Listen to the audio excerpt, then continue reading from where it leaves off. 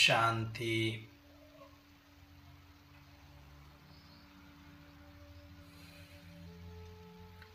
ನಾವೆಲ್ಲ ಆತ್ಮರು ಭ್ರೂ ಮಧ್ಯದಲ್ಲಿ ಸ್ಮೃತಿ ಸ್ವರೂಪರಾಗುತ್ತಾ ನಾವೆಲ್ಲ ಆತ್ಮರ ತಂದೆ ಪರಂಪಿತ ಶಿವಬಾಬರವರನ್ನು ಆಹ್ವಾನಿಸುತ್ತಾ ಪ್ರಜಾಪಿತ ಬ್ರಹ್ಮ ತಂದೆ ಜಗದಂಬಾ ಸರಸ್ವತಿ ಮಮ್ಮ ತಾಯಿಯನ್ನು ಸ್ಮರಿಸಿಕೊಂಡು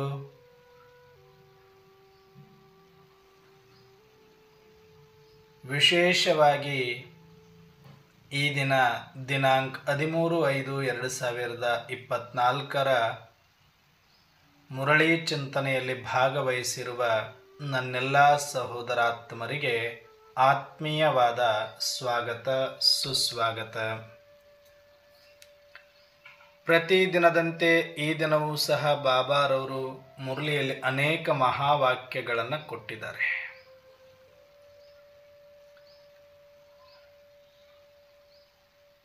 ಈ ದಿನ ಮುರಳಿಯ ವರದಾನದ ಕುರಿತಾಗಿ ಒಂದಷ್ಟು ಆಳವಾದ ಚಿಂತನೆಯನ್ನು ನಾವು ಮಾಡೋಣ.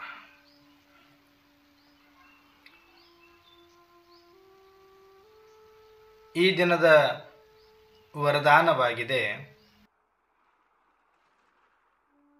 शक्तिशाली याद द्वारा सेकंड में पदमों की कमाई जमा करने वाले पद्मा पदम भाग्यशाली भव. शक्तिशाली याद द्वारा सेकंड में पद्मों की कमाई जमा करने वाले पद्मा पदम ಭಾಗ್ಯಶಾಲಿ ಭವ. ಇವತ್ತು ಶಿವತಂದೆ ಜ್ಞಾನ ಮುರಳಿಯಲ್ಲಿ ಯಾವ ರೀತಿಯ ಯೋಗವನ್ನು ಮಾಡಬೇಕು, 1 ಸೆಕೆಂಡಿನಲ್ಲಿ ಪದಮದಷ್ಟು ಕಮಾಯಿ ಸಂಪಾದನೆಯನ್ನು ಜಮಾ ಮಾಡಿಕೊಳ್ಬೇಕು, ಅಂತಹ ಪದ್ಮಾಪದಂ ಭಾಗ್ಯಶಾಲಿಗಳಾಗಿ ಅಂತ ಹೇಳಿದ್ದಾರೆ. ಇದರಿಂದ ಸಾಕಷ್ಟು ಹೋಮ್ವರ್ಕ್ ಕೂಡ ಇರುತ್ತೆ.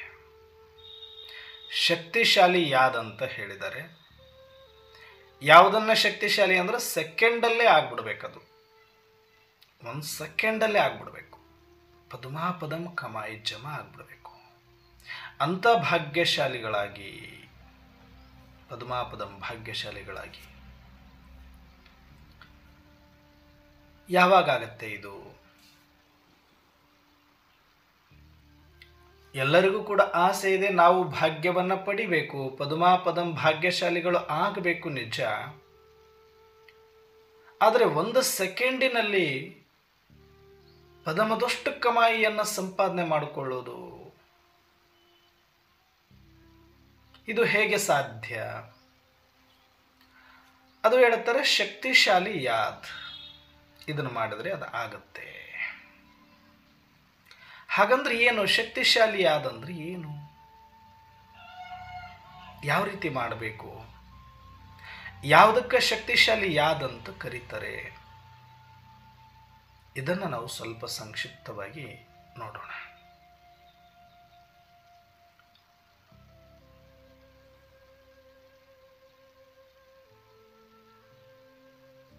ಈ ಒಂದು ಡ್ರಾಮಾದಲ್ಲಿ ನಾವು ಮುಖ್ಯವಾಗಿ ಅರ್ಥ ಮಾಡಿಕೊಳ್ಬೇಕಾಗಿರೋದು ಆತ್ಮ, ಪರಮಾತ್ಮ ಮತ್ತು ಡ್ರಾಮಾ.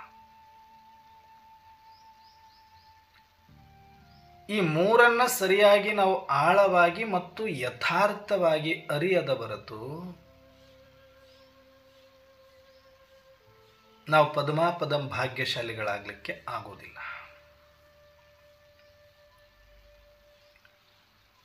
ಉಳಿದದ್ದೇನು ಬೇಕಿಲ್ಲ ನಮಗಿಲ್ಲಿ, ಏನೋ ದೊಡ್ಡ ಸಂಶೋಧನೆ ಮಾಡಬೇಕು ಅಂತ ಇಲ್ಲ. ನಾನು ಆತ್ಮ, ನನ್ನ ತಂದೆ ಪರಮಾತ್ಮ ಮತ್ತು ಡ್ರಾಮಾ, ಈ ಮೂರನ್ನ ಯಥಾರ್ಥವಾಗಿ ಅರ್ಥ ಮಾಡಿಕೊಂಡ ಮೇಲೆ ನಮ್ಮದು ಯೋಗ ಆರಂಭ ಆಗುತ್ತೆ.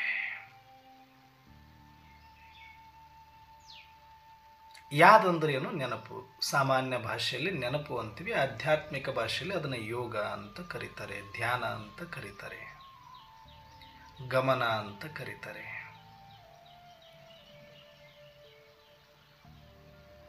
ಅಂದರೆ ನಿಮ್ಮ ಗಮನ ಎಲ್ಲಿದೆ, ಎಲ್ಲಿದೆ ನಿಮ್ಮ ಧ್ಯಾನ ಅಂತ ಕೇಳ್ತಾರೆ ನೋಡಿ. ಅಷ್ಟೇ ಸಿಂಪಲ್ ಆಗಿ ಯಾದ್. ಯಾವುದಾದ್ರೂ ಒಂದು ನೆನಪಿನಲ್ಲಿ ಮುಳುಗಿ ಬಿಟ್ಟಿರೋದು ನಾವು, ಅಷ್ಟೇ. ಯೋಗ ಅಂದರೆ ಬೇರೆ ಏನೂ ಅಲ್ಲ. ಯಾವುದೋ ಒಂದು ವಿಷಯ, ವ್ಯಕ್ತಿ, ವಸ್ತುವಿನಲ್ಲಿ ತಾದಾತ್ಮ್ಯವಾಗಿ ಕಂಪ್ಲೀಟ್ ಆಗಿ ನಾವು ಮುಳುಗಿರುವಂಥ ಸ್ಥಿತಿ,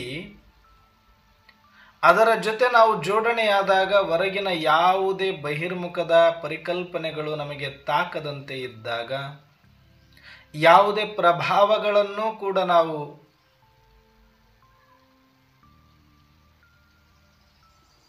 ಒಳಗಾಗದೇ ಇದ್ದಾಗ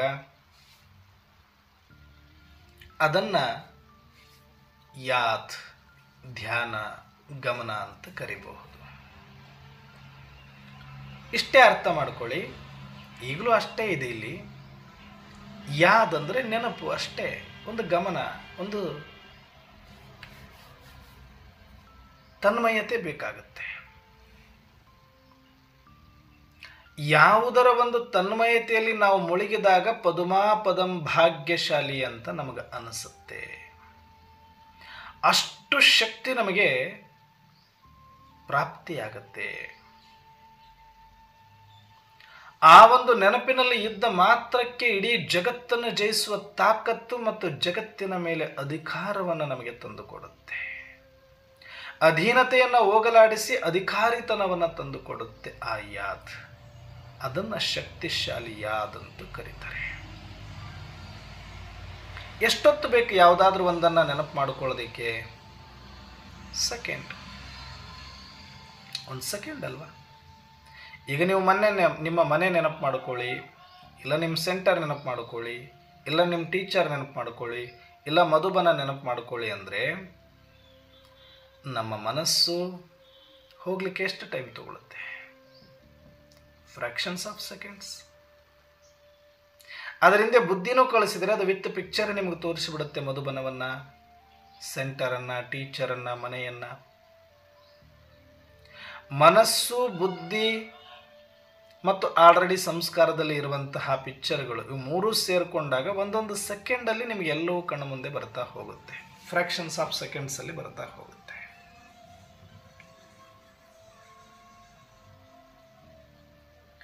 ಇದೇನು ದೊಡ್ಡ ವಿಚಾರ ಅಲ್ಲ. ಸಾಮಾನ್ಯವಾಗಿ ಇದನ್ನು ಎಲ್ಲರೂ ಮಾಡ್ತಾರೆ. ಇದು ಎಲ್ಲರ ಅನುಭವಕ್ಕೂ ಇದೆ. ನಿಮ್ಮ ಮಕ್ಕಳನ್ನು ನೆನೆಸ್ಕೊಂಡಾಗ ಕೆಲವರಿಗೆ ಒಂದೇ ಕ್ಷಣದಲ್ಲಿ ಸುಖನೂ ಆಗುತ್ತೆ, ಕೆಲವು ಸಲ ಚಿಂತೆನೂ ಆಗುತ್ತೆ, ಕೆಲವು ಸಲ ಭಯನೂ ಆಗುತ್ತೆ. ನೆನಪಾಯ್ತಾ, ಸ್ಟಾರ್ಟ್ ಆಯಿತು ಒಳಗಡೆ ಗಾಡಿ. ಭಯನೂ ಆಗ್ಬೋದು, ಕೆಲವರಿಗೆ ಚಿಂತೆ ಆಗ್ಬೋದು, ಕೆಲವರಿಗೆ ಖುಷಿ ಆಗ್ಬೋದು, ಇನ್ನು ಕೆಲವರಿಗೆ ದುಃಖನೂ ಆಗ್ಬೋದು. ನೆನೆಸಿಕೊಳ್ಳುವ ವಸ್ತು, ವಿಷಯ, ವ್ಯಕ್ತಿ ನಮಗೆ ಖುಷಿ ಕೊಡುವಂಥದ್ದಾಗಿದ್ದರೆ ಒಂದು ಸೆಕೆಂಡಲ್ಲಿ ನಿಮ್ಮ ಮುಖ ಹರಳುತ್ತೆ. ನೀವು ನೆನಪಿಸಿಕೊಳ್ಳುವ ವಸ್ತು, ವಿಷಯ, ವ್ಯಕ್ತಿ ಭಯಪಡಿಸುವಂಥವರಾಗಿದ್ದರೆ ಒಂದು ಸೆಕೆಂಡಲ್ಲಿ ನಿಮ್ಮಲ್ಲಿ ಭಯ ಆವರಿಸಿಬಿಡುತ್ತೆ. ನೀವು ನೆನಪಿಸಿಕೊಳ್ಳುವಂತಹ ವಸ್ತು, ವಿಷಯ, ವ್ಯಕ್ತಿ ನಿಮ್ಮ ಶತ್ರುಗಳಾಗಿದ್ದರೆ ಒಂದು ಸೆಕೆಂಡಲ್ಲಿ ಕೋಪ ಬರುತ್ತೆ.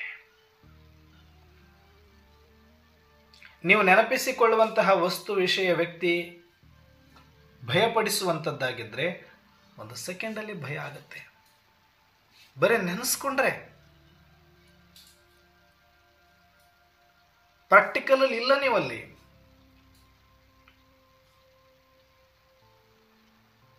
ನೀವಲ್ಲಿ ಇರಬೇಕಂತನೂ ಇಲ್ಲ. ನಿಮ್ಮ ಕಣ್ಣೆದುರಿಗೆ ಏನೇನೂ ಇಲ್ಲ, ಬರೀ ನೆನಪು. ಆ ವಸ್ತು, ಆ ವ್ಯಕ್ತಿ, ಆ ವಿಷಯ ನಿಮ್ಮಿಂದ ದೂರ ಇದ್ದರೂ ಕೂಡ ಬರೇ ಅದರ ನೆನಪಿನಿಂದ ನಿಮಗೆ ಸುಖ, ದುಃಖ, ಭಯ ಅನುಭವ ಮಾಡಿಸಬಹುದು. ಅದನ್ನೇ ಯಾದ್ ಅಂತ ಕರೀತಾರೆ ಸಾಮಾನ್ಯ ಭಾಷೆಯಲ್ಲಿ. ಅದನ್ನೇ ಗಮನ ಅಂತ ಕರಿತೀವಿ. ಇದನ್ನೇ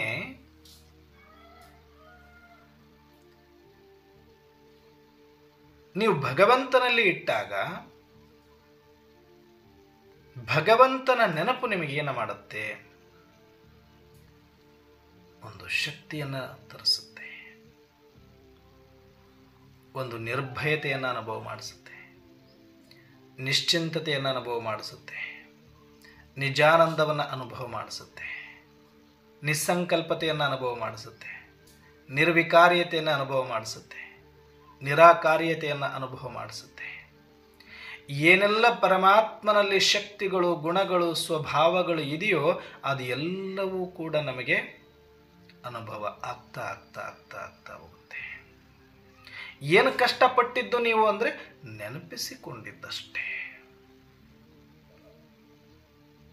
ಇದು ಬಹಳ ಸಿಂಪಲ್ ಆಗಿರುವಂಥದ್ದು. ನಾವು ತುಂಬ ಇದನ್ನು ಬಹಳ ಗಹನವಾಗಿ ತಗೊಂಡು ಹೆಂಗೆ ಮಾಡ್ಬೇಕಣ್ಣವ್ರೆ, ಹೆಂಗೆ ಮಾಡ್ಬೇಕಣ್ಣವ್ರೆ, ಏನು ಮಾಡ್ಬೇಕಣ್ಣವ್ರೆ, ಏನು ಮಾಡಬೇಕು, ಏನು ಮಾಡೋದಿದೆ ಇದರಲ್ಲಿ? ಏನು ಮಾಡ್ಬೇಕು ಹೇಳಿ? ಸುಮ್ಮನೆ ಏನೇನೋ ಮಾಡದೇ ಇರೋದೆಲ್ಲ ಮಾಡಿಕೊಂಡು ಕೂತ್ಕೊಂಡು ನಾವು ಅನುಭವ ಮಾಡೋಕ್ಕಾಗ್ತಿಲ್ಲ. ಬಿಟ್ಟರೆ ಮಾಡಬೇಕಾಗಿರೋದು ಸರಿಯಾಗಿ ಮಾಡಿದ್ರೆ ಆಗಬೇಕಾಗಿರೋ ಅನುಭವನೂ ಸರಿಯಾಗಿ ಆಗುತ್ತೆ. ಆದರೆ ಯಾವುದು ಸರಳವಾಗಿದೆಯೋ ಅದನ್ನು ಮಾಡಲಿಕ್ಕೆ ನಾವು ರೆಡಿ ಇಲ್ಲ. ನಮಗೆ ಸ್ವಲ್ಪ ಕಷ್ಟನೇ ಇರಬೇಕು ಅಂತ ಅನ್ಕೊಳ್ತೀವಿ ನಾವು. ಯಾಕೆ ಅಂತ ನಾನು ಕೇಳ್ತಾ ಇರೋದು.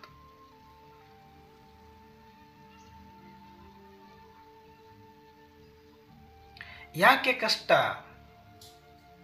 ಕಷ್ಟಪಟ್ಟರೆ ಅದು ಏನಾದರೂ ಒಂದು ಮಾಡದಂಗೆ, ಏನಾದರೂ ಒಂದು ಸಿಕ್ಕಂಗೆ ಫೀಲ್ ಮಾಡೋ ಥರ ನಮ್ಮ ಮೈಂಡ್ ಆಲ್ರೆಡಿ ಸೆಟ್ ಆಗಿಬಿಟ್ಟಿದೆ.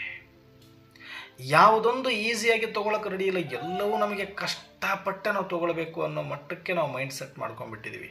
ಅದು ಎದರಲ್ಲೇ ಇದ್ದರೂ ಕೂಡ ಹಿಂಗಲ್ಲ ಹಿಂಗೆ ಅಂತ ನಾವು ಸುತ್ತು ಬಳಸಿ ಕಷ್ಟಪಟ್ಟು ಆಮೇಲೆ ಅದನ್ನು ಕೈಗೆತ್ಕೊಳ್ತೀವಿ. ಯಾಕಂದರೆ ಎಲ್ಲರೂ ಕೂಡ ಇಲ್ಲಿ ಹಂಗೆ ಕಲಿಸಿಬಿಟ್ಟಿದ್ದಾರೆ. ಇದು ಕರ್ಮಕ್ಷೇತ್ರ, ಇಲ್ಲಿ ಏನಾದರೂ ಮಾಡಿದರೆ ಏನಾದರೂ ಸಿಗುತ್ತೆ, ಏನಾದರೂ ಮಾಡಿದರೆ ಏನಾದರೂ ಸಿಗುತ್ತೆ. ಹೌದು, ಇದು ನಾಟಕದ ನಿಯಮ, ಕರ್ಮ ಸಿದ್ಧಾಂತದ ನಿಯಮ, ಕರ್ಮಕ್ಷೇತ್ರದ ನಿಯಮ, ಡ್ರಾಮಾ ನಿಯಮ. ಇದು ಪಾತ್ರಕ್ಕಾಗಿ ಅಷ್ಟೇ. ಆತ್ಮದ ನಿಯಮ ಇದಕ್ಕೆ ಒಳಪಡೋದಿಲ್ಲ. ಆತ್ಮಕ್ಕೆ ಈ ಯಾವ ನಿಯಮಗಳು ಒಳಪಡೋದಿಲ್ಲ. ಇದನ್ನು ಅರ್ಥ ಮಾಡ್ಕೊಳ್ಳಿ ನೀವು.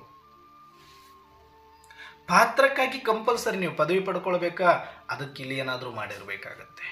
ನೀವು ಸತ್ಯುಗದಲ್ಲಿ ಜನ್ಮ ಪಡಿಬೇಕಾ, ಅದಕ್ಕೆ ಇಲ್ಲಿ ಏನಾದರೂ ಮಾಡಬೇಕಾಗತ್ತೆ. ಸೇವೆಯನ್ನು ಸಬ್ಜೆಕ್ಟ್ ಇರೋದೇ ಪಾತ್ರಕ್ಕಾಗಿ ಇಲ್ಲಿ. ಆದರೆ ಜ್ಞಾನ ಯೋಗ ಧಾರಣ ಇದೆಯಲ್ಲ, ಇದು ಕೂಡ ಪಾತ್ರಕ್ಕೆ ಸಂಬಂಧಪಟ್ಟಿದ್ದು. ಪಾತ್ರಕ್ಕಾಗಿ ನೀವು ಧಾರಣೆ ಎಷ್ಟು ಮಾಡಿಕೊಳ್ತೀರಿ ಅನ್ನೋ ಆಧಾರದ ಮೇಲೆ, ಎಷ್ಟು ಇಲ್ಲಿ ಪರಮಾತ್ಮನನ್ನು ನೆನಪು ಮಾಡ್ತಿದ್ದೀರಿ ಅನ್ನೋ ಆಧಾರದ ಮೇಲೆ ಯೋಗ, ಎಷ್ಟು ನೀವು ಜ್ಞಾನವನ್ನು ಅರ್ಥ ಮಾಡ್ಕೊತೀರಿ ಅನ್ನೋದ್ರ ಮೇಲೆ ಜ್ಞಾನ, ಯೋಗ, ಧಾರಣ, ಸೇವೆ ಇವೆಲ್ಲವೂ ಕೂಡ ಪಾತ್ರಕ್ಕಾಗಿ ಈ ಕರ್ಮ ಸಿದ್ಧಾಂತದ ನಿಯಮವನ್ನು ಅಪ್ಲೈ ಮಾಡ್ಕೊಳ್ತಾ ಹೋಗುತ್ತೆ. ಆದರೆ ನೀನು ಆತ್ಮ ಆಗಿರುವಾಗ, ಸ್ಮೃತಿ ನಿನ್ನದೇ ಇರುವಾಗ, ತಂದೆ ಪರಮಾತ್ಮನೂ ನಿನ್ನವರಾಗಿರುವಾಗ, ಪರಮಧಾಮನೂ ನಿನ್ನ ಮನೆ ಆಗಿರುವಾಗ, ಇಲ್ಲಿ ಯಾರ ಪರ್ಮಿಷನ್ ತಗೊಳ್ಬೇಕು? ನೀನು ಅದನ್ನು ನೆನಪು ಮಾಡ್ಕೊಳ್ಳೋಕ್ಕೆ ಯಾರು ಪರ್ಮಿಷನ್ ತಗೊಳ್ಬೇಕು? ಇಲ್ಲಿ ಯಾರ್ದಾದ್ರೂ ಆಸ್ತಿ ಕೇಳ್ತಾ ಇದ್ದೀವಾ? ಯಾರ ಮೇಲಾದರೂ ದರ್ಬಾರ್ ಮಾಡಬೇಕು ಅಂತ ಇದ್ದೀವಾ? ಯಾರದ್ದಾದ್ರೂ ಕಿತ್ಕೊಳ್ತಾ ಇದ್ದೀವಾ? ಏನಿಲ್ವಲ್ಲ. ನೀವು ಯಾವುದಾದರೂ ಈ ಒಂದು ಸ್ಥೂಲ ಪ್ರಪಂಚದ ಸ್ಥೂಲ ಇಚ್ಛೆಗಳನ್ನು ಇಟ್ಟುಕೊಂಡ್ರೆ ಖಂಡಿತವಾಗಿ ನೀವೇನಾದರೂ ಮಾಡಿದ್ರೆ ಏನಾದರೂ ಸಿಗುತ್ತೆ ಇಲ್ಲಿ. ಆದರೆ ಅದು ಎಲ್ಲವನ್ನ ಬಿಟ್ಟು ಬರೀ ನಾನು ಆತ್ಮ ಅನ್ನುವ ಸ್ಮೃತಿಯಲ್ಲಿ ಬಂದು ಪರಮಾತ್ಮನನ್ನ, ಪರಮಧಾಮವನ್ನ ಅನುಭವ ಮಾಡಬೇಕು ಅಂತ ನೀವು ಡಿಸೈಡ್ ಆಗಿಬಿಟ್ರೆ, ನಿಮ್ಮ ನಿರಾಕಾರ ಸ್ವಸ್ವರೂಪದಲ್ಲಿ ಸ್ವಸ್ಮೃತಿಯಲ್ಲಿ ನೀವು ಬಂದುಬಿಟ್ರೆ, ಇಲ್ಲಿ ಯಾವ ದೊಣ್ಣನಾಯಕನ ಪರ್ಮಿಷನ್ ಬೇಕಾಗಿಲ್ಲ. ಇಲ್ಲಿ ಯಾವ ಡ್ರಾಮಾ ಸಿದ್ಧಾಂತವನ್ನು ನಾವು ಅಪ್ಲೈ ಮಾಡಿಕೊಳ್ಳುವ ಅವಶ್ಯಕತೆ ಬೀಳೋದಿಲ್ಲ. ಡ್ರಾಮಾದ ಮೇಲೆ ನಮಗೆ ಯಾವುದೊಂದು ಅಪೇಕ್ಷೆ ಇಲ್ಲದ ಮೇಲೆ, ಡ್ರಾಮಾ ಮೀನ್ಸ್ ಕರ್ಮಕ್ಷೇತ್ರ ಸ್ಥೂಲವಾಗಿ, ಸಾಕಾರವಾಗಿ, ಸೂಕ್ಷ್ಮವಾಗಿ, ಅದು ಶಾರೀರಿಕವಾಗಿ ಅಥವಾ ಮಾನಸಿಕವಾಗಿ, ಯಾವುದೇ ವಸ್ತು ವಿಷಯಗಳನ್ನು ವ್ಯಕ್ತಿಗಳನ್ನು ಆಧಾರವಾಗಿಟ್ಟುಕೊಂಡು ಅವುಗಳ ಇಚ್ಛೆಯನ್ನು ಪೂರೈಸಿಕೊಳ್ಬೇಕು ಅನ್ನೋದಿದ್ರೆ ಖಂಡಿತವಾಗಿ ಇಲ್ಲಿ ಕರ್ಮ ಸಿದ್ಧಾಂತ ಅಪ್ಲೈ ಆಗುತ್ತೆ ಡ್ರಾಮಾನುಸಾರ. ಆದರೆ ಈಗ ನಾನು ಮಾಡೋಕೆ ಹೊರಟಿರೋದೇನು, ಈ ಕ್ಲಾರಿಟಿ ನಮಗಿರಬೇಕು. ಆತ್ಮ ಸಪ್ರೇಟ್, ಪಾತ್ರ ಸಪ್ರೇಟ್. ಪಾತ್ರಕ್ಕಾಗಿ ಇಲ್ಲಿ ಎಲ್ಲವೂ ಎಲ್ಲ ನಿಯಮಗಳು ಕೂಡ ಎಲ್ಲರಿಗೂ ಒಂದೇ ಸಮಾನವಾಗಿ ಅಪ್ಲೈ ಆಗುತ್ತೆ. ಹೌದು, ಇಲ್ಲಿ ಏನಾದರೂ ಮಾಡಿದ್ರೇ ಅಲ್ಲಿ ಏನಾದರೂ ಸಿಗುತ್ತೆ.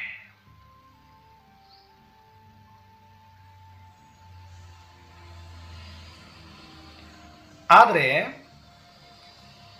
ಸ್ವಯಂ ಪರಮಾತ್ಮ ಬಂದು ನನ್ನ ಒರಿಜಿನಲ್, ನನ್ನ ಮೂಲ, ನನ್ನ ಅನಾದಿ ನಾನು ಯಾರು ಎನ್ನುವ ಸ್ಮೃತಿಯನ್ನು ಕೊಟ್ಟು, ಪರಮಾತ್ಮನಿಗೂ ನನಗೆ ಸಂಬಂಧ ಇರುವ ಯಾವ ಸ್ಮೃತಿ ಕೊಟ್ಟಿದ್ದಾರೋ, ನನ್ನ ಮನೆಯ ಸ್ಮೃತಿಯನ್ನು ಕೊಟ್ಟಿದ್ದಾರೋ, ನಾನು ಮತ್ತು ನನ್ನದಾಗಿರ್ತಕ್ಕಂಥದ್ದನ್ನು ಅನುಭವ ಮಾಡಲಿಕ್ಕೆ ನನಗೆ ಯಾರು ಕಂಡೀಷನ್ ಹಾಕೋರು? ಯಾರಾಗ್ತಾರೆ ನನಗೆ ಕಂಡೀಷನ್ನು? ನಾನು ಯಾವುದನ್ನು ಯಾರ್ದನ್ನು ಕೇಳ್ತಾ ಇಲ್ವಲ್ಲ. ನನಗೆ ಸಾಕಾರ ಪ್ರಪಂಚವನ್ನು ನಾನೇನು ಕೇಳ್ತಾ ಇಲ್ಲ. ಶಾರೀರಿಕವಾಗಿ ನಾನೇನು ಇಚ್ಛೆ ಇಟ್ಕೊಂಡಿಲ್ಲ. ಮಾನಸಿಕವಾಗಿ ಯಾವ ಲೋಭ ಇಟ್ಕೊಂಡಿಲ್ಲ. ಯಾವ ಸಂಬಂಧ ಸಂಪರ್ಕಗಳ ಅವಶ್ಯಕತೆ ನನಗಿಲ್ಲ.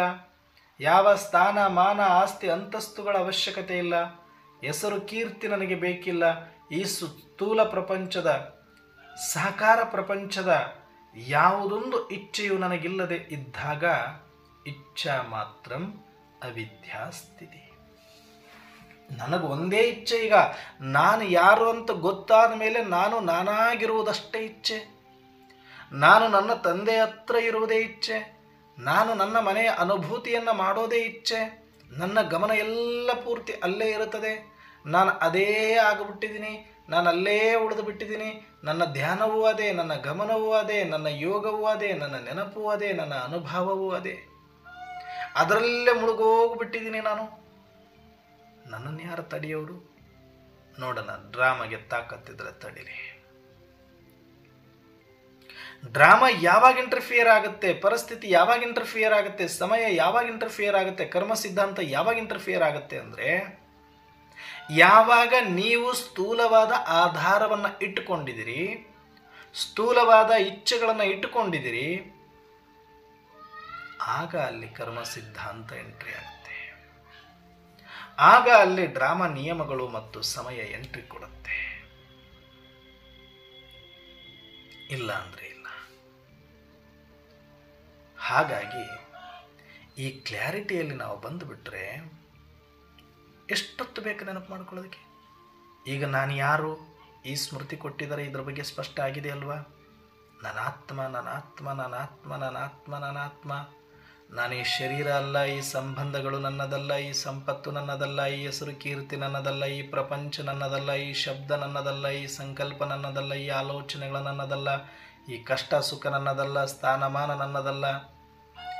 ಇದು ಯಾವುದು ನನ್ನದಲ್ಲ, ನನಗೆ ಬೇಕು ಇಲ್ಲ, ನನಗೆ ಸಂಬಂಧನೇ ಇಲ್ಲ. ಇಷ್ಟು ತಿಳ್ಕೊಂಡ್ಬಿಡಬೇಕು. ಇಷ್ಟು ತಿಳ್ಕೊಂಡ ಮೇಲೆ ನಾನು ಯಾರು? ನನ್ನ ಆತ್ಮ. ನನ್ನ ಸ್ವಧರ್ಮ ಏನು? ಶಾಂತವಾಗಿದ್ದೀನಿ. ನನ್ನಲ್ಲಿ ಏನಿದೆ?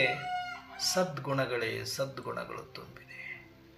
ಜ್ಞಾನ ಇದೆ, ಪವಿತ್ರತಾ ಇದೆ, ಸುಖ ಇದೆ, ಶಾಂತಿ ಇದೆ,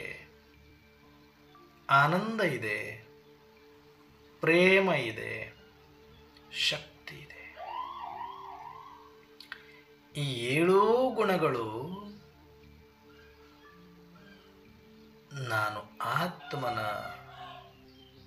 ಸ್ವಭಾವಗಳು, ಸಹಜ ಗುಣಗಳು.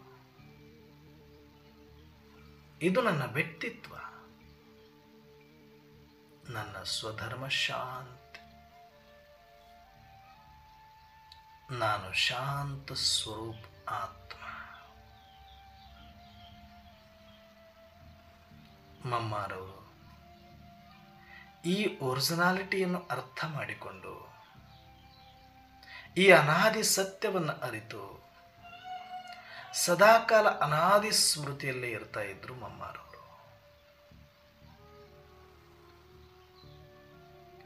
ಅವ್ಯಕ್ತವಾಗಿ ಕೂತ್ಕೊಳ್ತಾ ಇದ್ರು, ಏಕಾಂತವಾಗಿ ಕುಳಿತುಕೊಳ್ತಾ ಇದ್ರು. ಗಂಟೆಗಟ್ಟಲೆ ಅಭ್ಯಾಸ ಮಾಡ್ತಾ ಇದ್ರು.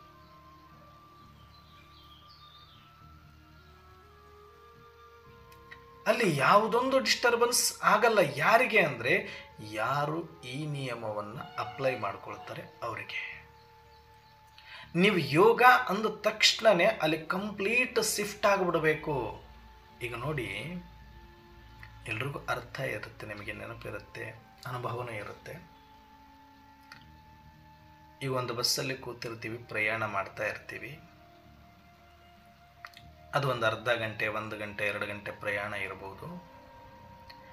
ಹತ್ತುವಾಗ ಇದು ನಮ್ಮ ಬಸ್ಸು ಅಂತ ಹತ್ತೀವಿ.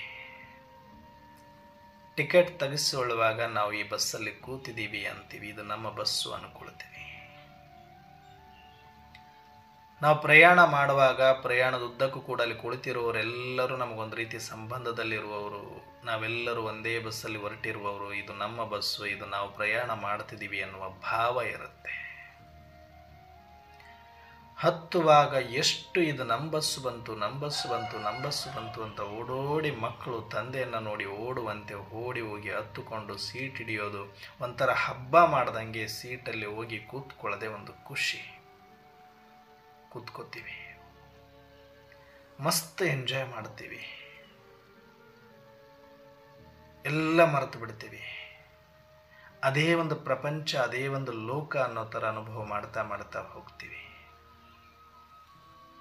ಹತ್ತುವಾಗ ಎಷ್ಟಿತ್ತು, ಬರ್ತಾ ಬರ್ತಾ ಬರ್ತಾ ಬರ್ತಾ ಬರ್ತಾ ದಾರಿ ಹತ್ರ ಆದಂತೆ ಕಡಿಮೆ ಆಗುತ್ತೆ. ಇನ್ನೇನು ಇಳಿಯೋ ಸ್ಟೇಜ್ ಬರ್ತಾ ಇದೆ, ಇನ್ನೊಂದು ಬಸ್ ಹತ್ಕೋಬೇಕು ಅಂತಿದ್ದಂಗೆ ಆ ಬಸ್ಸಿನ ಕಡೆಗೆ ಗಮನ, ಅಲ್ಲಿ ಸೀಟ್ ಹಿಡಿಬೇಕು, ಅಲ್ಲಿದೆ ನಮ್ಮ ಬಸ್ಸು ಅಂತ ಇಷ್ಟೊತ್ತು ಯಾವುದು ನಮ್ಮದು ಅನ್ಕೊಂಡು ಹತ್ತಿ ಖುಷಿಯಿಂದ ಬಂದು ಅನುಭವ ಮಾಡಿದ್ರಿ, ಇದು 1 ಸೆಕೆಂಡಲ್ಲಿ ಇದನ್ನು ಬಿಡ್ತೀರಿ. ಅಲ್ಲಿ ಇಳಿಯೋದು ಬಂದರೆ ಬಸ್ ಸ್ಟ್ಯಾಂಡ್ ಒಳಗೆ ಹೋಗೋಕ್ಕೂ ನೀವು ಚಾನ್ಸ್ ಕೊಡಲ್ಲ, ಇಲ್ಲೇ ಸ್ಟಾಪ್ ಮಾಡಿರಿ, ಇಲ್ಲೇ ಸ್ಟಾಪ್ ಮಾಡಿರಿ ಅಂತೀವಿ. ಹಂಗೆ ಬಡದಾಡಿ ಅದು ನಿಲ್ಲೋ ತನಕನೂ ಕೂಡ ತಡೆಯೋದಿಲ್ಲ. ಹಂಗೆ ಇಳಿಯೋಕೆ ಹೋಗ್ತೀವಿ, ಮತ್ತು ಇನ್ನೊಂದು ಬಸ್ಸನ್ನು ಹುಡ್ಕೊಂಡು ಇದು ನಮ್ಮದು ಅಂತ ಮತ್ತೆ ಅಲ್ಲಿ ಹೋಗಿ ಸೀಟ್ ಹಾಕ್ತೀವಿ. ಸೀಟ್ ಹಿಡಿದು ಅದು ನಮ್ಮ ಬಸ್ಸು ಅಂತ ಕೂತ್ಕೊಳ್ಳಿ.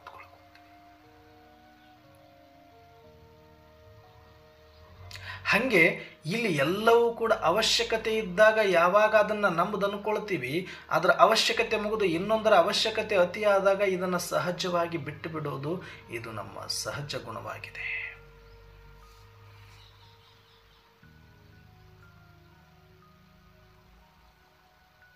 ಹಾಗೆ ಅಲ್ಲಿ ಇನ್ನೊಂದರ ಆಸೆ ಬಂದಾಗ ಇದನ್ನು ಸಹಜವಾಗಿ ನೆಗ್ಲೆಕ್ಟ್ ಮಾಡ್ತೀವಿ ನಾವು.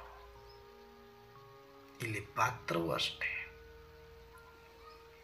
ನಾವು ಯಾವುದನ್ನ ಬಹಳ ಈ ಶರೀರ, ಸಂಬಂಧ, ಸಂಪತ್ತು, ಹೆಸರು, ಕೀರ್ತಿ ಎಲ್ಲವೂ ನಂದೇ ನಂದೇ ನಂದೇ ಅಂತ ಅನುಭವ ಮಾಡ್ತೀವಿ. ಆದರೆ ಅದಕ್ಕಿಂತ ಇನ್ನೊಂದು ಪರಿಸ್ಥಿತಿ ಬಂದು ನಿಂತಾಗ, ಸಮಸ್ಯೆ ಬಂದು ನಿಂತಾಗ ಇದೆಲ್ಲವನ್ನ ಮರೆತೋಗ್ತೀವಿ.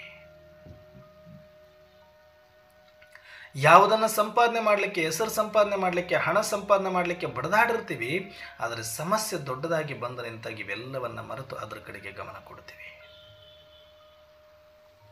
ಜೀವನ ಹಿಂಗೆ, ಇದು ನಡೀತಾನೆ ಇರುತ್ತೆ. ಆದರೆ ಯೋಗ ಅನ್ನೋದು ಬಹಳ ಸಿಂಪಲ್ ಆಗಿರುವಂಥದ್ದು. ಎಷ್ಟು ಜಲ್ದಿ ಇಲ್ಲಿ ಚೇಂಜ್ ಮಾಡ್ಕೊಂಡ್ರಿ ಮೈಂಡ್ ಸೆಟ್ ನೋಡಿ. ಯಾವ ಬಸ್ಸನ್ನು ಹತ್ತಬೇಕಾದ್ರೆ ನಾನು ನಂಬುದು ನಂಬುದು ನಂಬುದು ಅಂತ ಹತ್ತುಕೊಂಡಿರೋರು, ಯಾವಾಗ ಇಳಿಯೋ ಜಾಗ ಬಂತು ಅಂದ ಕೂಡಲೇ ಇನ್ನೊಂದು ಬಸ್ ಯಾವಾಗ ಅಲ್ಲಿ ಹತ್ಕೊಂಡು ಹೋಗಬೇಕು ಅಂದಾಗ ಆ ಬಸ್ಸನ್ನು ನಂಬುದು ಅಂದ್ಕೊಳ್ತೀರಿ. ಇದನ್ನು ಟಕ್ ಅಂತ ಬಿಡ್ತೀರಿ. 1 ಸೆಕೆಂಡ್ ಸಾಕಾಗತ್ತೆ ನಿಮಗೆ. ಈ ಬಸ್ಸನ್ನು ಟಕ್ ಅಂತ ಇದರ ಸ್ಮೃತಿ ಬಿಟ್ಟು ಅದನ್ನು ಹಿಡ್ಕೊಳ್ತೀರಿ. ಅದು ನಮ್ಮದು ನಮ್ಮದು ನಮ್ಮದು ಅಂತ ಹೋಗ್ತೀರಿ. ಎಷ್ಟು ಜಲ್ದಿ ಶಿಫ್ಟ್ ಆಯ್ತು ಇಲ್ಲಿ. ಉದಾಹರಣೆಗೆ ಈಗ ನೀವು ಕೆಲವರು ಡ್ಯೂಟಿಗೆ ಹೋಗೋರು ಇರ್ತೀರಿ. ಡ್ಯೂಟಿಗೆ ಹೋಗ್ತೀರಿ. ಹೋಗಬೇಕಾದ್ರೆ ನಾವು ಡ್ಯೂಟಿಗೆ ಹೋಗ್ಬೇಕು, ಇದು ನಮ್ಮ ಕಂಪ್ನಿ, ಇದು ನಮ್ಮ ಆಫೀಸ್, ಇದು ನನ್ನ ಕೆಲಸ, ಇದು ನನ್ನ ಕಬಾಡು, ನಾನು ಕೆಲಸ ಮಾಡಬೇಕು ಅಂತ ಹೊಡ್ತೀರಿ. ಎಷ್ಟೊತ್ತು? ಬೆಳಗ್ಗೆ 8 ಗಂಟೆಗೆ ಡ್ಯೂಟಿ ಅಂದ್ಕೊಳ್ಳಿ, 7 ಗಂಟೆಯಿಂದ ಆಫೀಸ್ ಕಡೆ ಗಮನ, ಅಲ್ಲಿ ಮ್ಯಾನೇಜರ್ ಕಡೆ ಗಮನ, ಇದು ನಮ್ಮ ಕಂಪನಿ, ಇದು ನಮ್ಮ ಆಫೀಸು, ಇದು ನನ್ನ ಕೆಲಸ ಅಂತ ಓಡ್ಕೊಂಡು ಹೋಗಿ ಅಟೆಂಡೆನ್ಸ್ ಹಾಕಿ ಡ್ಯೂಟಿಗೆ ಜಾಯ್ನ್ ಆಗ್ತೀವಿ. ಮೊದಲ 1 ಗಂಟೆ 2 ಗಂಟೆ ಫುಲ್ ಆಫೀಸಲ್ಲೇ ಇರ್ತೀರಿ, ಮನೆ ಕಂಪ್ಲೀಟ್ ಮರೆತು ಬಿಟ್ಟಿರ್ತೀರಿ. ಯಾಕಂದರೆ ಅಷ್ಟು ಅಟ್ಯಾಚ್ಮೆಂಟ್ ಇದರ ಜೊತೆಗೆ ಬಂದುಬಿಡುತ್ತೆ. ಯಾವಾಗ ಒಂದು 3 ಗಂಟೆ ಬೇಡ 4 ಗಂಟೆ ಕಳೀತು ಅಂದ್ಕೊಳ್ಳಿ, ಆ ಕಡೆ ತಕ್ಕಡಿ ವಾಲಲಿಕ್ಕೆ ಸ್ಟಾರ್ಟ್ ಆಗುತ್ತೆ. ಓಹೋ, ಮನೆಗೆ ಹೋಗೋ ಟೈಮ್ ಬಂತು, ಇನ್ನೇನು 1 ಗಂಟೆ ಕಳೆದು ಬಿಟ್ಟರೆ ಮನೆಗೆ ಹೋಗ್ಬಿಡ್ತೀನಿ. ಮನೇಲಿ ಮಕ್ಕಳು ಏನು ಮಾಡ್ತಿರ್ತಾರೋ, ಅಡುಗೆ ಏನು ಮಾಡಬೇಕು, ಓದ ತಕ್ಷಣ ಏನು ಮಾಡಬೇಕು, ಈ ಕಡೆದ ಸಂಕಲ್ಪಗಳು ಸ್ಟಾರ್ಟ್ ಆಗುತ್ತೆ. ಮನೆ ಬಿಟ್ಟಿರಲ್ಲ, ಟಿಫನ್ ಕ್ಯಾರಿ ಕಟ್ತಾ ಇರ್ತೀರಿ, ಆವಾಗ ಆಫೀಸ್ ಕಡೆ ಎಳಿತಾ ಇರುತ್ತೆ. ಇಲ್ಲಿನ್ನೂ ಸಮಯ ಆಗಿರಲ್ಲ, ಹೊರಗಡೆನೂ ಬಿಡಲ್ಲ, ಇನ್ನೂ 1 ಗಂಟೆ ಇದೆ, ಕೆಲಸ ಮುಗಿದೋಗುತ್ತೆ, ಮನೆಗೆ ಹೋಗ್ತೀನಿ ಅಂದಾಗ ಇಮಿಡಿಯೇಟ್ ಆಗಿ ಮನೆ ಕಡೆ ಶಿಫ್ಟ್ ಆಗುತ್ತೆ ಮೈಂಡು. ಇನ್ನು ಗೇಟ್ ದಾಟಿ ಆಚೆ ಬಂದ್ರಂತೂ ಅಲ್ಲಿ ಎಷ್ಟು ಸೆಕೆಂಡಲ್ಲಿ ನೀವು ಮರೆತು ಬಿಡ್ತೀರಿ ಅಂದ್ರೆ, ಅಲ್ಲಿ ಒಂದು ಡ್ಯೂಟಿ ಮಾಡುವಂಥ ಒಂದು ಎಂಪ್ಲಾಯ್ ಅನ್ನೋದು ಕೂಡ ಮರೆತು ಬಿಡ್ತೀರಿ. ಇಮಿಡಿಯೇಟಾಗಿ ನಾನೊಬ್ಬ ಸಂಸಾರಿ, ನಾನೊಂದು ಹೆಣ್ಣು, ನನಗೊಂದು ಮನೆ, ನನಗೊಂದು ಮಕ್ಕಳು ಅದೇ ಅಂತ ಎಷ್ಟು ಬೇಗ ನಾವು ಮೈಂಡ್ ಸೆಟ್ ಮಾಡ್ಕೊಂಡ್ಬಿಡ್ತೀವಿ, ಶಿಫ್ಟ್ ಮಾಡ್ಕೊತೀವಿ. ಆಫೀಸಿಂದ ಮನೆ, ಮನೆಯಿಂದ ಆಫೀಸ್ ಚೇಂಜ್ ಆಗೋದಕ್ಕೆ ಎಷ್ಟೊತ್ತು ಬೇಕು ನಮಗೆ? ಜಸ್ಟ್ ಮರೆಸಿಬಿಡ್ತೀವಿ ಅಷ್ಟೇ. ಒಂದು ನೆನಪು, ಒಂದು ಮರು ಅಷ್ಟೇ, ಸ್ಮೃತಿ ವಿಸ್ಮೃತಿ. ಹಾಗೆ ಯಾವಾಗ ನೀವು ಯೋಗ ಅಂತ ಕೂತ್ಕೊಳ್ತೀರಿ, ಈ ಥರ ಶಿಫ್ಟ್ ಆಗಬೇಕು. ಯೋಗಕ್ಕೆ ನೀವು ಕೂತ್ಕೊಳ್ಬೇಕು ಅಂದಾಗ ಇನ್ನೊಂದು 5 ನಿಮಿಷ ಬಿಟ್ಟು, 10 ನಿಮಿಷ ಬಿಟ್ಟು, ಅರ್ಧ ಗಂಟೆ ಬಿಟ್ಟು ನೀವು ಯೋಗಕ್ಕೆ ಕೂತ್ಕೊಳ್ತೀರಿ ಅಂತಂದಾಗ ಅವಾಗಿಂದಲೇ ನಿಮಗೆ ಆ ಥರ ಗಮನ ಇರಬೇಕು.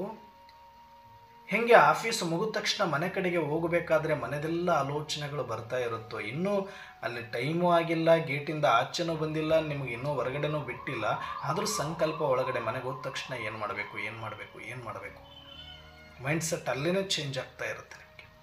ಹಾಗೆ ಯೋಗಕ್ಕೆ ಕೂತ್ಕೋಬೇಕು ಅಂದಾಗಲೂ ಕೂಡ,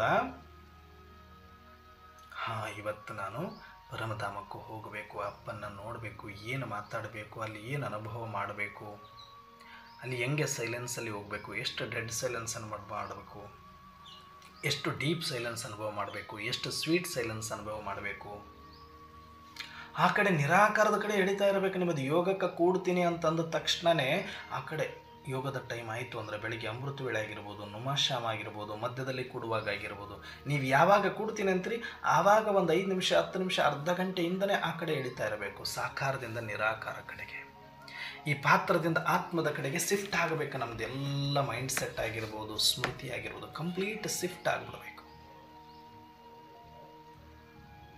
ಆ ಥರ ನೀವು ಯೋಗಕ್ಕೆ ಕೂಡುವಾಗ ಆ ಕಡೆ ಶಿಫ್ಟ್ ಆಗ್ತಾ ಆಗ್ತಾ ಆಗ್ತಾ ಆಗ್ತಾ ಕಂಪ್ಲೀಟ್ ಇದು ಮರೆತು ಬಿಡಬೇಕು. ಕಂಪ್ಲೀಟ್ ಮರೆತು ಬಿಡಬೇಕು. ಪಾತ್ರದ ಯಾವುದೊಂದು ಕೂಡ ಎಳ್ಳಷ್ಟು ನೆನಪಿರಬಾರ್ದು. ಶರೀರ ಬೇರೆ, ಇದು ಸಂಬಂಧ, ಇದು ಸಂಪತ್ತು, ಇದು ಹೆಸರು, ಕೀರ್ತಿ, ಆಸ್ತಿ, ಅಂತಸ್ತು, ನಮ್ಮದು ಕೆಲಸ, ಜವಾಬ್ದಾರಿ, ಇನ್ನೊಂದು ಮತ್ತೊಂದು, ಏನಂದರೆ ಏನು, ಆತ್ಮ ಬಿಟ್ಟು ಈ ಪಾತ್ರದ್ದು ಯಾವುದು ನೆನಪು ಇರಬಾರ್ದು. ಹೇಗೆ ಮನೆಯೊಳಗಡೆ ನೀವು ಕುಳಿತಾಗ ಮನೆಯ ಬಗ್ಗೆ 24 ಗಂಟೆ ಆಲೋಚನೆ ಮಾಡಲ್ಲ, ಮನೆ ಪಾಡಿಗೆ ಮನೆ ಇರುತ್ತೆ, ಮನೆಯಲ್ಲಿ ಏನು ನಡಿಬೇಕು ಅದೆಲ್ಲ ನಡೆಯುತ್ತೆ. ಮೋಟ್ರ್ ಆನ್ ಆದರೆ ನೀರು ಏರಿಸ್ತಾ ಇರುತ್ತೆ, ನಲ್ಲಿ ತಿರುತ್ತಾ ಇರುತ್ತೆ, ಅದು ಬರೋದು ಬರ್ತಾ ಇರುತ್ತೆ, ಆಗೋದು ಆಗ್ತಾ ಇರುತ್ತೆ ಮನೆಯಲ್ಲಿ. ಆದರೆ ನೀವು ಮನೆ ಜೊತೆ ಏನು ಸಂಬಂಧ ಇಲ್ಲ ನಿಮಗೆ. ನೀವು ಮನೆಯಲ್ಲಿ ಆರಾಮಾಗಿ ನಿಮ್ಮ ಪಾಡಿಗೆ ನೀವು ಸಪ್ರೇಟಾಗಿ ಹೆಂಗೆ ಫೀಲ್ ಮಾಡ್ತೀರೋ ಹಾಗೆ ಈ ಶರೀರದ ಒಳಗಡೆ ನೀನೊಬ್ಬ ಸಪ್ರೇಟ್ ಆತ್ಮ ಅನ್ನುವ ಫೀಲಲ್ಲಿ ಬಂದುಬಿಡಬೇಕು. ನನ್ನ ಆತ್ಮ ಸಪ್ರೇಟ್, ನನ್ನ ಆತ್ಮ ಸಪ್ರೇಟ್, ನನ್ನ ಆತ್ಮ ಸಪ್ರೇಟ್ ಅನ್ನುವ ಫೀಲಲ್ಲಿ ನೀವು ಬಂದಾಗ ಡಿಟ್ಯಾಚ್ ಆಗ್ತಾ ಹೋಗ್ತೀರಿ. ಯಾವಾಗ ನೀವು ಯೋಗದಲ್ಲಿ ಕುಳಿತುಕೊಳ್ತೀರಿ ಆಗ ಅಲ್ಲಿ ಬರೀ ಸ್ಮೃತಿ ಆತ್ಮದ್ದು ಮಾತ್ರ ಇರಬೇಕು. ಎಷ್ಟು ಬೇಕಾದರೂ ಡೀಪಾಗಿ ಹೋಗಿ, ಆತ್ಮಕ್ಕೆ ಯಾವುದೊಂದು ಅನಿವಾರ್ಯತೆ ಇಲ್ಲ, ಯಾವುದರ ಅವಶ್ಯಕತೆ ಇಲ್ಲ, ಯಾರ ಆಧಾರವೂ ಬೇಕಿಲ್ಲ. ಆತ್ಮ ಸರ್ವ ಸ್ವತಂತ್ರ, ಆತ್ಮ ಸದಾ ಸಂಪನ್ನ, ಆತ್ಮ ಸದಾ ಸಂತುಷ್ಟ, ಆತ್ಮ ಸದಾ ಸಂಪೂರ್ಣ. ನನ್ನಾತ್ಮ ಸದಾ ನಿರಾಕಾರಿ, ನಿರಾಧಾರಿ, ನಿರ್ವಿಕಾರಿ. ನನ್ನಾತ್ಮ ಸದಾ ಲೈಟ್ ಆಗಿದ್ದೇನೆ, ನನ್ನಾತ್ಮ ಸದಾ ಮೈಟ್ ಆಗಿದ್ದೇನೆ. ನಾನು ಆತ್ಮ ಆತ್ಮ ಆತ್ಮ ಆತ್ಮ ಅಂತ ಯಾವಾಗ ಈ ಶಿಫ್ಟ್ ಮೋಡಿಗೆ ಬಂದುಬಿಡುತ್ತೀರಿ, ಆತ್ಮ ಮೋಡಿಗೆ ಬಂದುಬಿಡುತ್ತೀರಿ, ಇದನ್ನೇ ಹೇಳಲಾಗುತ್ತೆ ಸೋಲ್ ಕಾನ್ಸಿಯಸ್.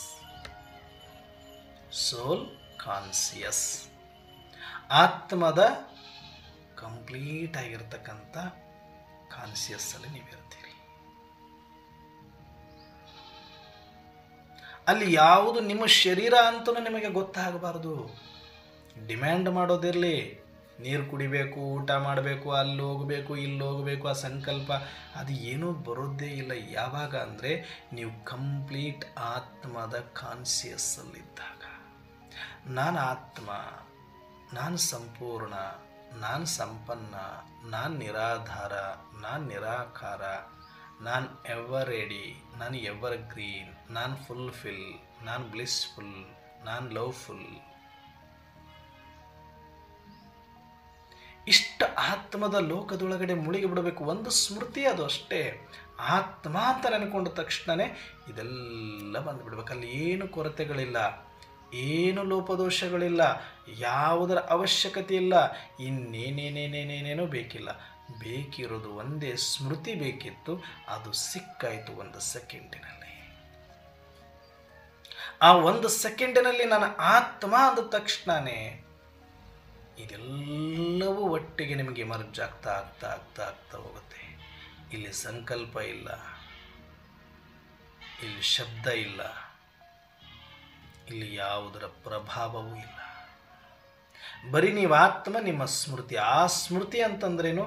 ಆ ಮನಬುದ್ಧಿ ಸಂಸ್ಕಾರ ಹೇಗೆ ಸೂಕ್ಷ್ಮ ಶರೀರಕ್ಕೆ ಪಾತ್ರಕ್ಕೆ ಇದೆಯೋ ಹಾಗೆ ಅನಾದಿಯಾಗಿ ಇರುವ ಆತ್ಮಕ್ಕೆ ಈ ಸ್ಮೃತಿಯಲ್ಲಿ ಇಲ್ಲಿ ಮನಸ್ಸು ಮಾಡೋದು, ಬುದ್ಧಿ ಮಾಡೋದು, ಸಂಸ್ಕಾರ ಮಾಡೋದು, ಆ ಮೂರೂ ಇಂದ್ರಿಯಗಳ ಕೆಲಸ ಒಟ್ಟಿಗೆ ಈ ಸ್ಮೃತಿ ಮಾಡುತ್ತೆ. ಈ ಮನಬುದ್ಧಿ ಸಂಸ್ಕಾರಗಳ ಸ್ಪೀಡಿಗಿಂತ 1000 ಪಟ್ಟು ಸ್ಪೀಡಾಗಿದೆ ನಮ್ಮ ಸ್ಮೃತಿಯ ಸ್ಪೀಡು. ಈ ಮನಬುದ್ಧಿ ಸಂಸ್ಕಾರಕ್ಕೂ ಮತ್ತು ಸ್ಮೃತಿಗೂ ಇರುವ ವ್ಯತ್ಯಾಸ ನಮಗೆ ಗೊತ್ತಿಲ್ಲದೆ ಇರೋದ್ರಿಂದ ಆತ್ಮದ ಅಂಗ ಅಂತಾದರೂ ಅನ್ಕೊಳ್ಳಿ, ಆತ್ಮದ ಅಸಿಸ್ಟೆಂಟ್ ಆದರೂ ಅಂದ್ಕೊಳ್ಳಿ, ಇಲ್ಲ ಆತ್ಮದ ಕ್ರಿಯೇಷನ್ ಆದರೂ ಅಂದ್ಕೊಳ್ಳಿ, ಇಲ್ಲ ಆತ್ಮ ಮಾಡುವಂಥದ್ದು ಒಂದೇ ಒಂದು ಏನು ಅಂದರೆ ಸ್ಮೃತಿ ವಿಸ್ಮೃತಿ. ಹೆಂಗೆ ಈಗ ಮನಸ್ಸು ಸಂಕಲ್ಪ ಮಾಡುತ್ತೆ ಅಂತ ಹೇಳ್ತೀವಿ, ಕಣ್ಣು ನೋಡುತ್ತೆ ಅಂತ ಹೇಳ್ತೀವಿ, ಹಾಗೆ ಆತ್ಮ ಏನು ಮಾಡುತ್ತೆ ಅಂದರೆ ಸ್ಮೃತಿ ವಿಸ್ಮೃತಿ. ಇಷ್ಟೇ ಆತ್ಮ ಮಾಡೋದು. ಮನಸ್ಸು ಸಂಕಲ್ಪ ಮಾಡುತ್ತೆ ಅಂತ ಹೇಳ್ತೀವಿ, ಆತ್ಮ ಸಂಕಲ್ಪ ಮಾಡುತ್ತೆ ಅಂತ ಹೇಳಲ್ಲ. ಆತ್ಮ ಸ್ಮೃತಿ ಮಾಡುತ್ತೆ ಅಂತ ಹೇಳ್ತೀವಿ, ವಿಸ್ಮೃತಿ ಮಾಡುತ್ತೆ ಅಂತ ಹೇಳ್ತೀವಿ. ಸ್ಮೃತಿ ಸ್ವರೂಪರಾಗಿ ಅಂತ ಹೇಳಿದ್ದಾರೆ ಬಾಬಾ, ಸಂಕಲ್ಪ ಸ್ವರೂಪರಾಗಿ ಅಂತ ಹೇಳಿಲ್ಲ. ಅಂದರೆ ಈ ಸೂಕ್ಷ್ಮತೆಗಳು ಬಹಳಷ್ಟು ಆತ್ಮರಿಗೆ ಯಥಾರ್ಥವಾಗಿ ತಿಳಿಯದ ಕಾರಣ ಮನಸ್ಸು ಬುದ್ಧಿ ಮನಸ್ಸು ಬುದ್ಧಿ ಮನಸ್ಸು ಬುದ್ಧಿ ಅಂದ್ಕೊಂಡು ಈ ಸಂಸ್ಕಾರದಲ್ಲಿ ಮನಸ್ಸು ಬುದ್ಧಿ ಸಂಸ್ಕಾರ ಅಂತ ಏನು ಸೂಕ್ಷ್ಮವಾದ ಪಾತ್ರದ ಒಂದು ಮನಸ್ಸು ಬುದ್ಧಿ ಸಂಸ್ಕಾರಗಳ ಬಗ್ಗೆ ನಾವು ಮಾತಾಡ್ತೀವಿ, ಅದರಲ್ಲಿ ಪರಮಧಾಮದ ಫೋಟೋನೇ ಇಲ್ಲ, ಪರಮಧಾಮದ ಅನುಭೂತಿಗಳಿರಲಿಕ್ಕೆ ಸಾಧ್ಯನೇ ಇಲ್ಲ. ಅದು ಸೂಕ್ಷ್ಮತನದಿಂದ ಈಚೆ ನಮಗೆ ಪಾತ್ರಕ್ಕಾಗಿ ಸಿಕ್ಕಿರೋದು. ಅದಕ್ಕೂ ಪರಮಧಾಮಕ್ಕೂ ಅದಕ್ಕೂ ಆತ್ಮಕ್ಕೂ ಯಾವ ಸಂಬಂಧನೂ ಇಲ್ಲ. ಅದರ ಗಂಧ ಗಾಳಿನೂ ನಮ್ಮ ಮನಸ್ಸು ಬುದ್ಧಿ ಸಂಸ್ಕಾರಗಳಿಗೆ ಗೊತ್ತಿರೋದಿಲ್ಲ. ಮತ್ತು ಅಣ್ಣವ್ರೆ, ನಾವು ಮನಸ್ಸು ಬುದ್ಧಿಯಿಂದ ಎಲ್ಲ ಅನುಭವ ಮಾಡ್ತಾ ಇದ್ದೀವಿ.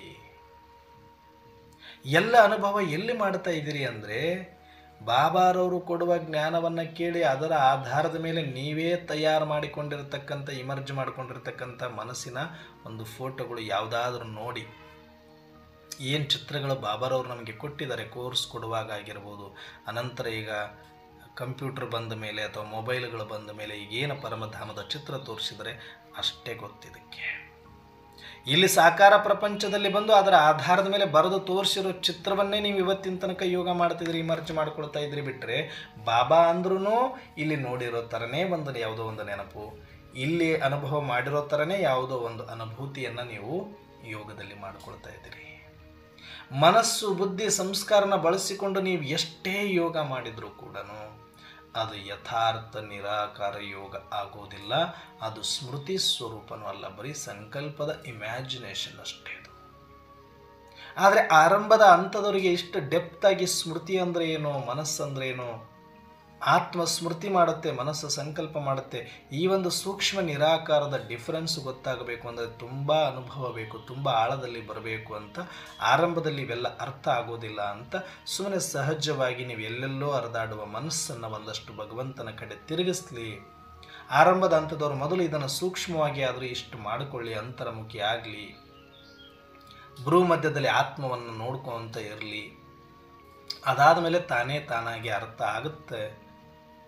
ಆಗ್ತಾ ಹೋಗುತ್ತೆ ಅಂತ ಮನಬುದ್ಧಿ ಜೋಡಿಸಿ ಅಂತ ಹೇಳ್ತಾರೆ. ಸ್ವಲ್ಪ ಸುಮ್ಮನೆ ಆಳವಾಗಿ ಯೋಚನೆ ಮಾಡಿ. ಮನಸ್ಸು ಸಂಕಲ್ಪ ಮಾಡುತ್ತೆ. ಸಂಕಲ್ಪ ಲೋಕದ ತನಕ ಮಾತ್ರ, ಸೂಕ್ಷ್ಮತನ ತನಕ ಮಾತ್ರ ಅದರ ಕೆಲಸ. ಪರಮಧಾಮ ನಿರಾಕಾರ ಧಾಮ, ಅದು ನಿಸ್ಸಂಕಲ್ಪ ಧಾಮ. ಅಲ್ಲಿ ಸಂಕಲ್ಪನೆ ಇರೋದಿಲ್ಲ ಅಂದಮೇಲೆ ಅಲ್ಲಿ ಮನಸ್ಸಿಗೆ ಜಾಗ ಇಲ್ಲ. ಈ ಮನಬುದ್ಧಿ ಸಂಸ್ಕಾರಗಳು ಅಲ್ಲಿ ಪ್ರವೇಶನೇ ಇಲ್ಲ. ಹಾಗಿದ್ದ ಮೇಲೆ ಅಲ್ಲಿಯ ಫೋಟೋಗಳಾಗಲಿ, ಅಲ್ಲಿಯ ಒಂದು ಅನುಭೂತಿಗಳಾಗಲಿ ಈ ಸಂಸ್ಕಾರದಲ್ಲಿ ಇರಲಿಕ್ಕೆ ಹೇಗೆ ಸಾಧ್ಯ?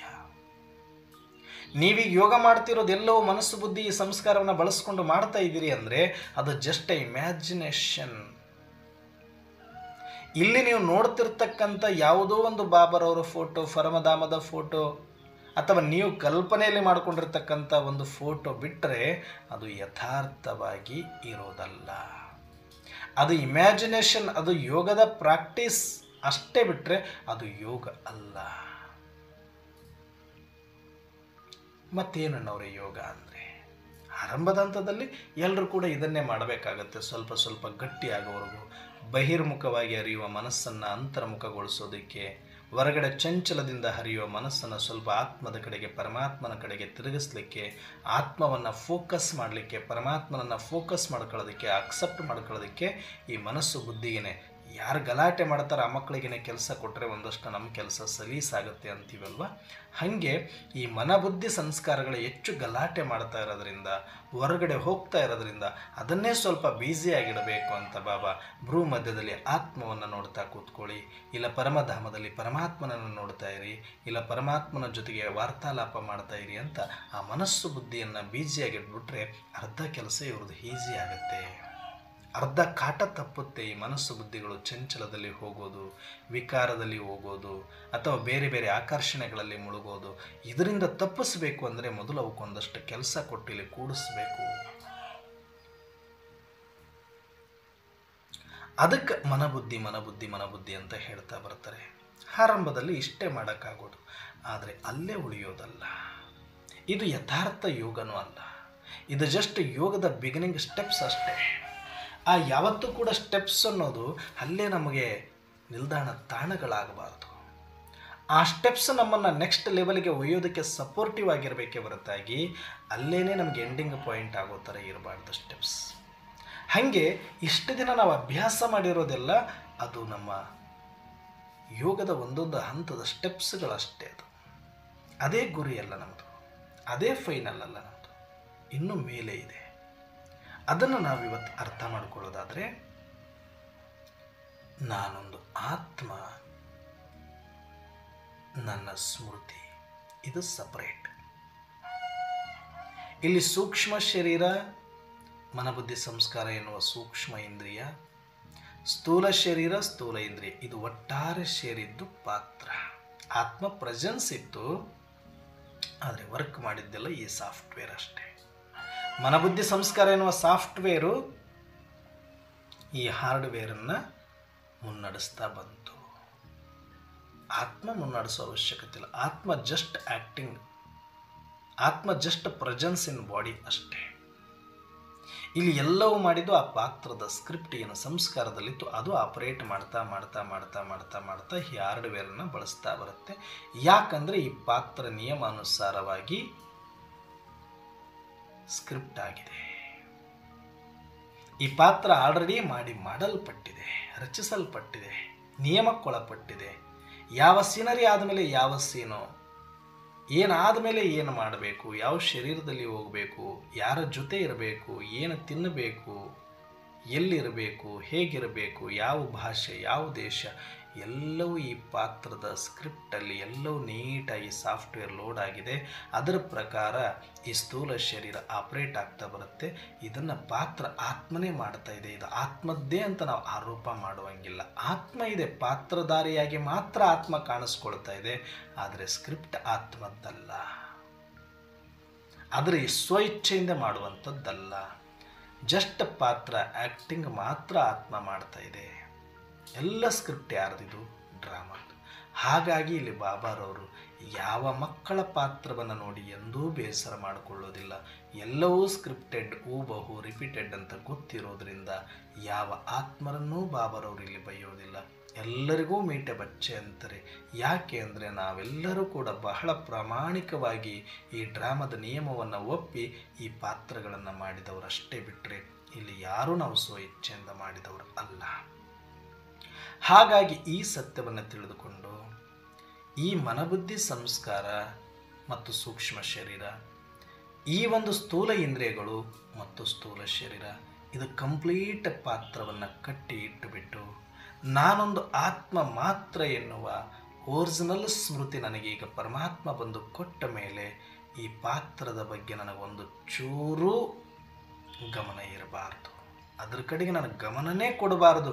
ಇಲ್ಲಿಯ ತನಕ ಅದನ್ನೇ ಮಾಡಿದ್ದೀನಿ. ಆದರೆ ಯಾವಾಗ ನಾನು ಯಾರು ಅನ್ನುವ ಮೂಲ ಅನಾದಿ ಸ್ಮೃತಿ ನನಗೆ ಸಿಕ್ಕ ಮೇಲೆ ಆ ಸ್ಮೃತಿಯಲ್ಲಿ ಏನಿದೆ ಅಲ್ವಾ, ಎಲ್ಲವೂ ಇದೆ. ಅನಾದಿ ಸಂಸ್ಕಾರ ಅದು. ಸ್ಮೃತಿ ಅಂತಂದ್ರೇನು? ಅನಾದಿ ಸಂಸ್ಕಾರವು ಅದರಲ್ಲಿದೆ. ಈ ಮನಬುದ್ಧಿ ಸಂಸ್ಕಾರ ಮೂರುಗಳು ಸಪ್ರೇಟ್ ಹೆಂಗೆ ಕೆಲಸ ಮಾಡುತ್ತೋ ಹಾಗೆ ಸ್ಮೃತಿ ಅನ್ನೋದು ಒಂದೇ ಆ ಎಲ್ಲ ಕೆಲಸವನ್ನು ನಿರಾಕಾರದಲ್ಲಿ ಮಾಡ್ತಾ ಇದೆ. ಅಣ್ಣವರೇ ಬಹಳ ಜನ ಹೇಳ್ತಾರೆ, ನೀವು ಸಂಕಲ್ಪನೆ ಮಾಡಬೇಡಿ, ಮನಸ್ಸು ಬುದ್ಧಿಯನ್ನೇ ಬಳಸಬೇಡಿ, ಯೋಗ ಮಾಡಿ ಅಂತೀರಿ. ಮತ್ತು ಅಲ್ಲಿನೂ ಫೋಟೋ ಕಾಣಿಸುತ್ತೆ, ಅಲ್ಲಿನೂ ಬಾಬಾ ಕಾಣಿಸ್ತಾರೆ, ಅಲ್ಲಿನೂ ಮಾತಾಡ್ತೀವಲ್ಲ, ಅಲ್ಲಿನೂ ಅನುಭೂತಿ ಆಗುತ್ತಲ್ಲ, ಮತ್ತು ಅದು ಯಾವುದು ಮಾಡಿಸೋದು ಅಂದರೆ ಈ ಡಿಫರೆನ್ಸ್ ಗೊತ್ತಿಲ್ಲದೆ ಇರೋದರಿಂದ ಭಾಳಷ್ಟು ಆತ್ಮರು ಮನಬುದ್ಧಿ ಅಂದ್ಕೊಳ್ತಾ ಇದ್ದಾರೆ. ಅಲ್ಲ, ಸ್ಮೃತಿ ಮನಸ್ಸು, ಬುದ್ಧಿ ಮತ್ತು ಸಂಸ್ಕಾರ, ಇಲ್ಲಿ ಏನು ಮೂರು ಸಪ್ರೇಟಾಗಿ ಕೆಲಸ ಮಾಡುತ್ತೋ ಆ ಕೆಲಸವನ್ನು ಅಲ್ಲಿ ಮಾಡುತ್ತೆ. ಅದು ಸಂಕಲ್ಪ ಅಲ್ಲ, ಸಂಕಲ್ಪಕ್ಕಿಂತ 1000 ಪಟ್ಟು ಸ್ಪೀಡು ಆ ಒಂದು ಸ್ಮೃತಿ ಇರುತ್ತೆ. ಮತ್ತು ಈ ಬುದ್ಧಿಯನ್ನು ತೋರಿಸುತ್ತೆ ಚಿತ್ರ, ಇದಕ್ಕಿಂತ 1000 ಪಟ್ಟು HD ಕ್ವಾಲಿಟಿ, ಅಂದರೆ ಅಷ್ಟು ಕ್ವಾಲಿಟಿಯಾಗಿ ಸ್ಮೃತಿ ಸ್ಪಷ್ಟವಾಗಿ ತೋರಿಸುತ್ತೆ ನಮಗೆ. ಯಾಕಂದರೆ ಮೂಲ ಅದು ಅನಾದಿ. ಈ ಸಂಸ್ಕಾರ ಏನು ಅನುಭವ ಮಾಡಿಸುತ್ತೆ, ಇದಕ್ಕಿಂತ ಬ್ಯೂಟಿಫುಲ್ ಎಕ್ಸ್ಪೀರಿಯನ್ಸನ್ನು ಭಾಳ ಫಾಸ್ಟಾಗಿ ಮತ್ತು ಭಾಳ ಆಳವಾಗಿ ಡೆಪ್ತಲ್ಲಿ ಮಾಡಿಸುವ ತಾಕತ್ತು ಸ್ಮೃತಿಗಿದೆ. ಈ ಸ್ಮೃತಿಯ ವ್ಯಾಲ್ಯೂ ಗೊತ್ತಿಲ್ಲದೆ ಇರೋದ್ರಿಂದ ನಾವು ನಿರಾಕಾರದಲ್ಲಿ ಮುಳುಗಿದಾಗ ಎಷ್ಟು ಅನುಭವ ಮಾಡ್ತಾ ಮಾಡ್ತಾ ಮಾಡ್ತಾ ಮಾಡ್ತಾ ಹೋಗ್ತೀವಿ. ಆವಾಗ ನಾವು ಅಂದ್ಕೊಳ್ತೀವಿ, ಅಯ್ಯೋ ಇಲ್ಲೂ ಮನಸ್ಸು ಬುದ್ಧಿ ಬಂದುಬಿಟ್ಟಿದೆ ಅಂತ. ಮನಸ್ಸು ಬುದ್ಧಿ ಅಲ್ಲ ಅದು. ಮನಸ್ಸು ಬುದ್ಧಿ ಈ ಸಂಸ್ಕಾರದೊಳಗಡೆ ಆ ಪರಮಧಾಮದ ಬಗ್ಗೆ, ಪರಮಾತ್ಮ ಬಗ್ಗೆ ಏನೂ ಇರೋದಿಲ್ಲ. ಹಾಗೂ ನೀವು ಮನಸ್ಸು ಬುದ್ಧಿಯಿಂದ ಮಾಡ್ತಾ ಇದ್ದರೆ ನೀವಿನ್ನೂ ಪರಮಧಾಮಕ್ಕೆ ಹೋಗೂ ಇಲ್ಲ, ಪರಮಧಾಮದ ಸ್ಮೃತಿಯನ್ನು ನೀವು ಮಾಡೂ ಇಲ್ಲ, ಬರೀ ಇಮ್ಯಾಜಿನೇಷನ್ ಮಾಡ್ಕೊಂಡಿದ್ದೀರಿ ಅಂತ ಅರ್ಥ. ಆದರೆ ಯಾವಾಗ ನಾವು ಇವೆಲ್ಲವನ್ನು ಸೈಡಿಗಿಟ್ಟು ನನಗೆ ಕೊಟ್ಟಿರುವ ಪರಮಾತ್ಮ ಕೊಟ್ಟಿರುವ ಆ ಸ್ಮೃತಿಯ ಜಾಡನ್ನು ಹಿಡಿದು ನನ್ನ ಆತ್ಮದ ಆಳದಲ್ಲಿ ಹೋಗುವ ಪ್ರಯತ್ನ ಮಾಡಿದಾಗ ನನ್ನ ಅನಾದಿ ಸ್ಮೃತಿಯಲ್ಲಿರುವ ಎಲ್ಲ ಸಂಸ್ಕಾರವೂ ಕೂಡ ಅನಾದಿ ಸಂಸ್ಕಾರ, ಆ ಅನುಭವಗಳು ಬಿಚ್ಕೊಳ್ತಾ ಎಲ್ಲವೂ ಸ್ಪಷ್ಟವಾಗಿ ಅನುಭವ ಆಗ್ತಾ ಹೋಗುತ್ತೆ. ಆತ್ಮದ ಅನುಭವ ಆಗುತ್ತೆ, ಪರಮಾತ್ಮನ ಅನುಭವ ಆಗುತ್ತೆ, ಪರಮಧಾಮದ ಅನುಭವ ಆಗುತ್ತೆ, ನಿರಾಕಾರದ ಅನುಭವ ಆಗುತ್ತೆ, ಗುಣಗಳ ಅನುಭವ ಆಗುತ್ತೆ, ಶಾಂತಿಯ ಅನುಭವ ಆಗುತ್ತೆ. ಇದೆಲ್ಲ ಇರೋದೇ ಆತ್ಮದ ಅನಾದಿ ಸಂಸ್ಕಾರದಲ್ಲಿ. ಅದನ್ನೇ ನಾವು ಸ್ಮೃತಿ ಅಂತ ಕರಿತೀವಿ. ಸ್ಮೃತಿ ವಿಸ್ಮೃತಿಯ ಆಟ ಅಂತ ಕರೆದ್ರು. ಇದರ ನೆನಪಲ್ಲಿದ್ದರೆ ಈ ಲೋಕ ನೆನಪಾಗ್ತಾ ಇರುತ್ತೆ, ಇದರ ಎಕ್ಸ್ಪೀರಿಯನ್ಸ್ ಆಗ್ತಾ ಇರುತ್ತೆ. ನೀವು ಈ ಸ್ಮೃತಿಯಿಂದ ವಿಸ್ಮೃತಿಗೊಂಡ್ರೆ, ಪಾತ್ರದ ಸ್ಮೃತಿಯಲ್ಲಿ ಬಂದುಬಿಟ್ರೆ ಈ ಸಾಕಾರ ಪ್ರಪಂಚ, ಈ ಲಾಭ ನಷ್ಟ, ಹೆಚ್ಚು ಕಡಿಮೆ ಇದೇ ಅನುಭವ ಆಗತ್ತೆ.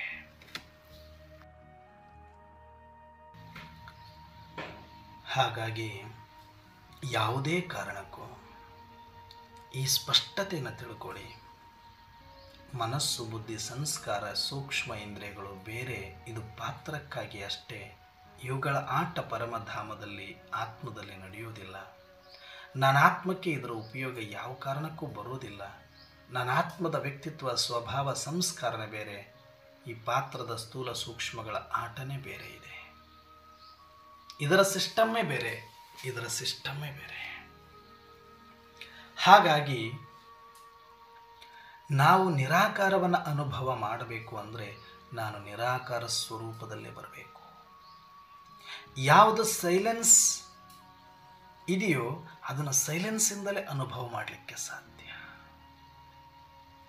ಈಗ ಸೂಕ್ಷ್ಮಾಣು ಜೀವಿಗಳನ್ನು ನೋಡಬೇಕು ಅಂದರೆ ಸೂಕ್ಷ್ಮ ದರ್ಶಕವನ್ನೇ ತಗೊಳ್ಬೇಕು ನಾವು. ನನಗೆ ಕಣ್ಣಿದೆ ಅಲ್ವಾ, ಭಗವಂತ ಕೊಟ್ಟಿಲ್ವ, ಇದನ್ನು ಇದರಿಂದ ನೋಡೋಕ್ಕಾಗಲ್ವ ಅಂದರೆ ಆಗಲ್ಲ. ಇದ್ರ ಕೆಪಾಸಿಟಿ ಇಷ್ಟೇ. ನೀನು ಸೂಕ್ಷ್ಮಾಣು ಜೀವಿಗಳನ್ನು ನೋಡಬೇಕಂದ್ರೆ ಸೂಕ್ಷ್ಮ ಯಂತ್ರದ ಮೂಲಕನೇ ನೋಡಬೇಕು. ಹೇಗೋ ಹಾಗೆ ನಿರಾಕಾರ ಅನುಭೂತಿಯನ್ನು ಮಾಡಬೇಕು ಅಂದರೆ ನೀನು ನಿರಾಕಾರದಲ್ಲೇ ಬರಬೇಕು. ನಿರಾಕಾರ ಸ್ಮೃತಿಯಿಂದ ಮಾತ್ರ ಅದನ್ನು ಅನುಭವ ಮಾಡಲಿಕ್ಕೆ ಸಾಧ್ಯ. ಅದಕ್ಕೆ ಬಾಬಾ ನನ್ನನ್ನು ನೆನಪು ಮಾಡೋದು ಅಂದ್ರೇ ನೀವು ನಿರಾಕಾರದಲ್ಲಿ ಬರದ ಹೊರತು ನನ್ನ ನಿರಾಕಾರ ನೆನಪು ಯಥಾರ್ಥವಾಗಿ ಆಗೋದೇ ಇಲ್ಲ. ಎಷ್ಟೋ ಕಡೆ ಹೇಳಿದರೆ ಮನಬುದ್ಧಿ ಜೋಡಿಸಿ ಸುಮ್ಮನೆ ಆರಂಭದ ಹಂತದವರಿಗೆ ಅಷ್ಟೇ. ಆದರೆ ಅಪ್ನೇಕೋ ಆತ್ಮ ಸಮಜ್ ಮುಜ ಬಾಪ್ಕೋ ಯಾದ್ ಕರೋ ಅಂತ ಎಷ್ಟು ಸಲ ಹೇಳಿದ್ದಾರೆ. ಇದನ್ನು ನೆನಪಿಟ್ಕೊಳ್ಳಲ್ಲ. ಯಾಕಂದರೆ ಈ ಮನಸ್ಸು ಬುದ್ಧಿ ಗೊತ್ತಾಗ್ಬಿಟ್ಟಿದೆ. ಇದನ್ನು ತುಂಬ ಚೆನ್ನಾಗಿ ನೆನಪಿಟ್ಕೊಂಡ್ಬಿಡ್ತಾರೆ. ಭಕ್ತಿ ಮಾರ್ಗದಿಂದ ಮಾಡಿ ಮಾಡಿ ಮಾಡಿ ಮಾಡಿ ಇಲ್ಲಿ ತನಕ ಇಮ್ಯಾಜಿನೇಷನ್ ಮಾಡ್ಕೊಂಡು ಭಾವನೆಗಳಲ್ಲಿ ತುಂಬಿಸ್ಕೊಂಡು ತಮಗೆ ಬೇಕಾದಂಗೆ ಭಗವಂತನನ್ನು ಹೆಂಗೆ ಬೇಕಂದ್ರಂಗೆ ಅನುಭವ ಮಾಡಿಬಿಟ್ಟಿದ್ದಾರೆ. ಆದರೆ ಹೆಂಗಿದೆಯೋ ಹಂಗೆ ಅನುಭವ ಮಾಡಬೇಕು. ಯಥಾರ್ಥವಾದ ನೆನಪು, ಯಥಾರ್ಥವಾದ ಸ್ಮೃತಿ, ಯಥಾರ್ಥವಾದ ಅನುಭೂತಿ ಆಗಬೇಕು ಅಂದರೆ ವಿಧಿಯನ್ನು ಫಾಲೋ ಮಾಡಲೇಬೇಕು. ಅದಕ್ಕೆ ಬಾಬರವರು ದಿನಕ್ಕೆ ಅಷ್ಟು ಸಲ ಹೇಳ್ತಾರೆ, ಅಪ್ಪನೇಕೋ ಆತ್ಮ ಸಮಾಜ ಮುಜ ಬಾಪ್ಕೋ ಯಾದಕೋರು. ಅಂದರೆ ಅರ್ಥ ಏನಿಲ್ಲಿ? ನಿರಾಕಾರನಾದ ನನ್ನನ್ನು ನೀವು ನೋಡಬೇಕು, ಮಾತಾಡಬೇಕು, ಅನುಭವ ಮಾಡಬೇಕು ಅಂತಂದರೆ ನೀವು ನಿರಾಕಾರಿಗಳಾಗಬೇಕು.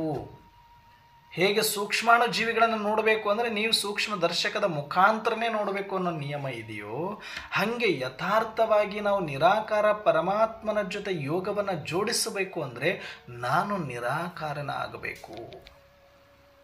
ನಾನು ನಿರಾಕಾರ ಆತ್ಮ ಆಗಬೇಕು ಅಂದರೆ ನನ್ನ ಒರಿಜಿನಲ್ ಸ್ಮೃತಿಯಲ್ಲಿ ಬರಬೇಕು. ಇಲ್ಲಿ ಸ್ಮೃತಿ ಮಾತ್ರ ಕೆಲಸಕ್ಕೆ ಬರುತ್ತೆ. ಮನ ಬುದ್ಧಿ ಸಂಸ್ಕಾರದಲ್ಲಿ ಆತ್ಮದ ಬಗ್ಗೆ ಅದಕ್ಕೇನೂ ಗೊತ್ತಿಲ್ಲ. ಯಾಕಂದರೆ ಆತ್ಮ ನಿರಾಕಾರ, ಅದು ಸೂಕ್ಷ್ಮ.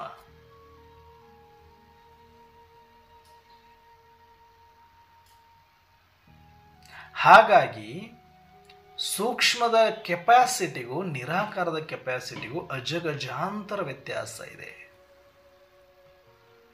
ಅಜಗಜಾಂತರ ವ್ಯತ್ಯಾಸ. ಸೂಕ್ಷ್ಮಕ್ಕಿಂತ ಸಾವಿರ ಪಟ್ಟು ನಿರಾಕಾರ ಬಹಳ ಅತಿ ಸೂಕ್ಷ್ಮ ಇದೆ. ಹಾಗಾಗಿ ಸೂಕ್ಷ್ಮ ಇಂದ್ರಿಯಗಳು ಯಾವ ಕೆಲಸಕ್ಕೂ ಬರೋದಿಲ್ಲ ನಿರಾಕಾರವನ್ನು ಅನುಭವ ಮಾಡಲಿಕ್ಕೆ. ಈ ಸತ್ಯವನ್ನು ನೀವು ಅರ್ಥ ಮಾಡಿಕೊಂಡ ಮೇಲೆ ಇವಾಗ ಅಭ್ಯಾಸ ಮಾಡಿ. ಕೂತ್ಕೊಳ್ಳಿ. ಇವತ್ತು ಕೂತ್ಕೊಂಡು ಕಂಪ್ಲೀಟಾಗಿ ಮನ ಬುದ್ಧಿ ಸಂಸ್ಕಾರ ಈ ಪಾತ್ರ ಎಲ್ಲವನ್ನ ಸೈಡಿಗೆ ಒಂದು ಗಂಟು ಮೂಟೆ ಕಟ್ಟಿ ಇಟ್ಟುಬಿಡಿ. ಕೂತ್ಕೊಳ್ಳುವಾಗಲೇ ಈ ಶರೀರವನ್ನು ಒಂದು ಮನೆ ಥರ ಅನುಭವ ಮಾಡಿ ಅದರೊಳಗಡೆ ಬೃಕುಟಿ ಮಧ್ಯದಲ್ಲಿ ನಾನೊಂದು ಆತ್ಮ ಅಷ್ಟೇ. ಆ ಸ್ಮೃತಿಯಲ್ಲಿ ಬನ್ನಿ.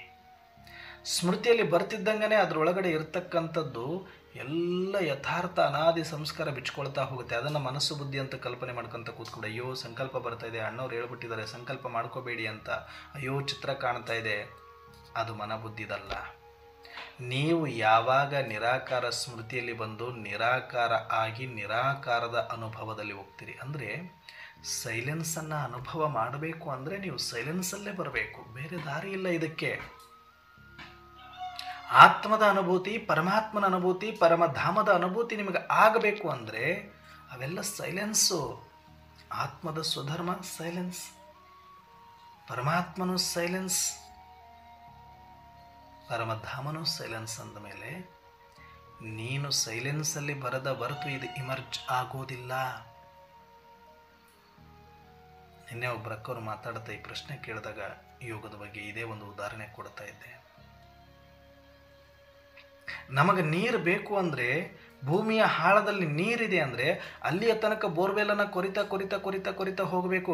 ಅಯ್ಯೋ ಎಷ್ಟು ಕೊರಿಬೇಕನ್ನೋರೆ, 1 ಫೀಟು 2 ಫೀಟು 3 ಫೀಟು ಸಾಕಾಗಲ್ವ, ಇಷ್ಟು ಕೊರೆದಿದ್ದೀನಿ ಬರಬೇಕಲ್ವ ಮೇಲಕ್ಕೆ ಅಂದರೆ ಅದು ಯಾಕೆ ಮೇಲೆ ಬರಬೇಕು?